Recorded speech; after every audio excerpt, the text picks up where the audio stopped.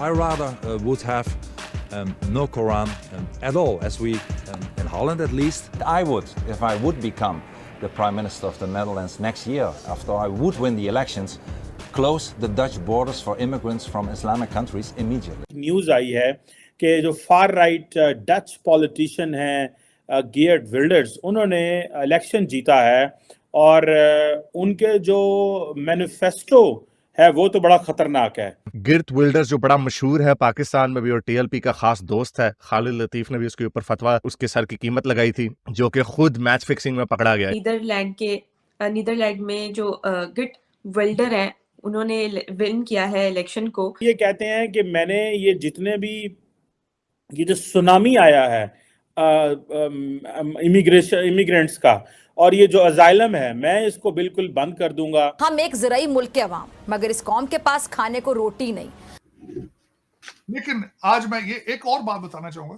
तालीम, मैंने आपसे पहले कहा था तालीम, आपका सारी एक नेशन जो है, सारी आपका सारा हर जगह पे दुनिया में जलीलो ख्वार आप हो रहे हैं, हर जगह पे, हर कंट्री में, अपने कंट्री के अंदर भी सिर्फ तालीम ना होने की वजह से। खबर ये है कि वहां पर इंडिया में जो सीएम है यूपी के, उत्तर प्रदेश के सीएम आदित्यनाथ योगी साहब, उन्होंने ये किया है उनकी तरफ से, यानी गवर्नमेंट की तरफ से जो हलाल प्रोडक्ट्स हैं उनके ऊपर पाबंदी लगा दी गई है। जो पूरी दुनिया में इस वक्त एक मुसलमानों की जो बढ़ती हुई शिद्दत पसंदी है उसके खिलाफ एक रिएक्शन आ रहा है पूरी दुनिया में। ये एक बड़ा खतरनाक ट्रेंड है, मगर ये एक प्रिवेलिंग ट्रेंड है, यानी ये एक नहीं कि एक ही मुल्क में हो रहा है। देखे जहां मैं रहता हूं स्वीडन में, न्यूज़ आई है कि जो फार राइट डच पॉलिटिशियन हैं गियर्ड विल्डर्स, उन्होंने इलेक्शन जीता है और उनके जो मैनिफेस्टो है वो तो बड़ा खतरनाक है।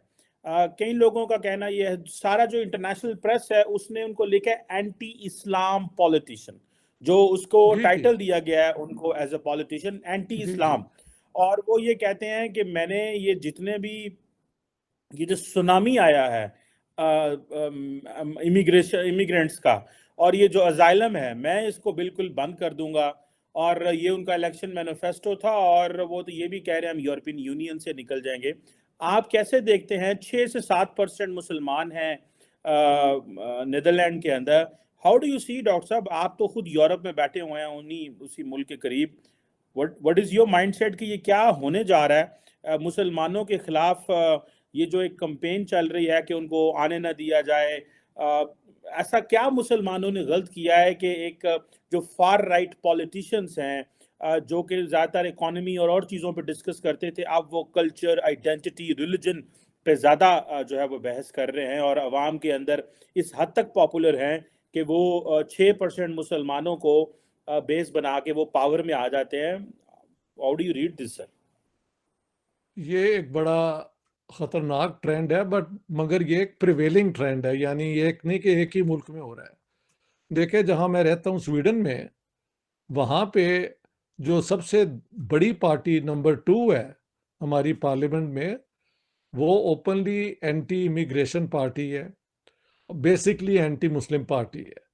उसे कहते हैं Sverigedemokraterna, Swedish Democrats, not Social Democrats. वो तो है ना एक बिल्कुल मुख्तलिफ सोच के मालिक हैं। ये हैं कि स्वीडन फॉर द स्वीड्स। अब ये विल्डर जो है ये तो सरे फरिस्त पे है उन लोगों को जो ओपनली एंटी मुस्लिम है, और इसने कई दफ़ा कहा भी है कि मुसलमान जो हैं वो जुडियो क्रिश्चियन ट्रेडिशन जो है, सिविलाइजेशन, उसका बिल्कुल हिस्सा नहीं है, इनको यहाँ से निकालना चाहिए। उसकी वजह से, और इसका एक और भी था पॉलिटिशियन जो कत्ल हो गया था, गालिबन एक मोरक्कन ने कर दिया था या टूनिशियन, आई डोंट नो। तो नेदरलैंड्स में ये एक अब जो मैंने भी चेक किया है कि 67 सीट्स या 76 सीट्स चाहिए हुकूमत बनाने के लिए। इसकी पार्टी को 35, 36, 37 सीटें मिलेंगी। तो जी जो एक बहुत बड़ा जी एक खतरा है कि अकेला ये पार्टी बना ले, वो मुमकिन नहीं है। इससे कोएलिशन पार्टनर लेने पड़ेंगे। तो वहाँ पे जाहिर है जब आप कोएलिशन में आते हैं तो आपके प्रोग्राम को थोड़ा सा आपको उसे कॉम्प्रोमाइज़ भी करना पड़ता है। तो but this is a very serious threat.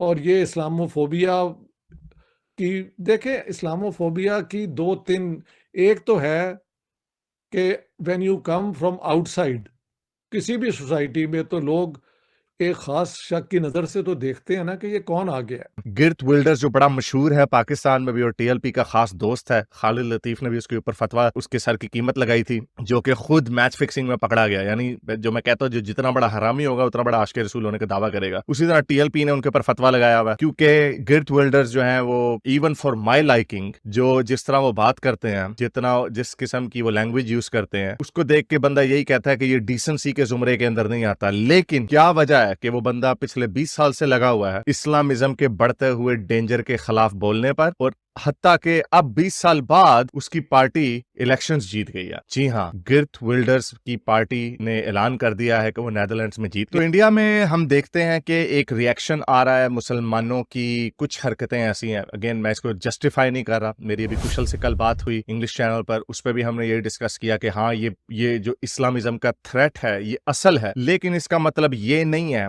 कि लोग खुद एक्शन लेने लग जाएं। लेकिन अनफॉर्चुनेटली वो लास्ट स्टेप होता है जब हमारे पॉलिटिशियंस अपने अंदर स्पाइन पैदा नहीं करते, अपने अंदर रिजॉल्व नहीं दिखाते कि हाँ भाई ये प्रॉब्लम है, हम इस प्रॉब्लम के ऊपर हमें इनकन्वीनियंट थोड़े मुश्किल डिसीजंस लेने पड़ेंगे। जो वेस्ट में लेफ्ट ने हथियार डाल दिए, हमने देखा है कि वेस्ट में, इंग्लैंड में अभी मुजाहरे हुए फलस्तीन के हवाले से, तो जो सफेद फार्म लोग थे उनके ऊपर पुलिस का रद्द-ए-अमल क्या था, उनको किस तरह मारा गया, और जब उसके बदले में जो प्रो पैलेस्टाइन ब्राउन लोग जब दंगे फसाद कर रहे थे तो उनके ऊपर पुलिस का हाथ खोला था। यही बात सुएला ब्रेवरमैन, जो कि अंग्रेज नहीं है, इंडियन साथ की होम सेक्रेटरी थी, उन्होंने कहा कि बर्तानिया की पुलिस में 2 टियर पुलिस सिस्टम है, यानी एक गोरों के लिए और एक ब्राउन्स के लिए, यानी ब्राउन्स को प्रिविलेज दिया जाता है। और ये पूरा कमोबेश पूरे वेस्ट में हमें यही नजर आता है कि गोरों के ऊपर सख्त पुलिस होती है, लेकिन ब्राउन्स के ऊपर थोड़ा हल्का हाथ होता है, क्योंकि उन्हें ये होता है कि यार ये माइनॉरिटीज हैं, हम पे कहीं रेसिज्म का धब्बा ना लग जाए, क्योंकि पूरा वेस्ट जो है इस वक्त लिबरलिज्म के फार लेफ्ट पे गया हुआ है। ऐसे वीडियो देखने के लिए नीचे दिए गए सब्सक्राइब बटन को प्रेस कीजिए